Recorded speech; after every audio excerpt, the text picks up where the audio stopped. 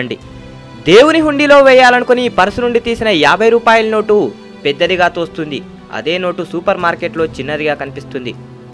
గుళ్ళో గడిపే అరగంట ఎంతో ఆలస్యంగా గడుస్తున్నట్టుగా తోస్తుంది. టీవీ చూసే అరగంట వేగంగా గడిచినట్లు అనిపిస్తుంది.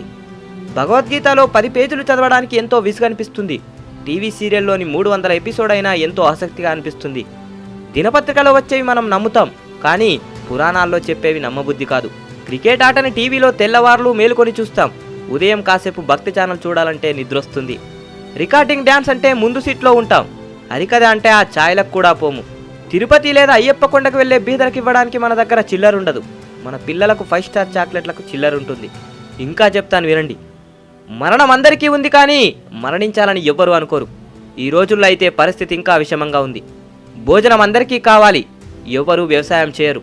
నీరందరికీ కావాలి, నీటి వనరులు రక్షించడానికి ఎవ్వరూ ప్రయత్నం చేయరు. పాలు అందరికీ కావాలి, కానీ ఆవును పాలించాలని ఎవ్వరూ అనుకోరు. నీడ అందరికీ కావాలి, చెట్లను నాటాలని వాటిని రక్షించాలని ఎవ్వరూ అనుకోరు.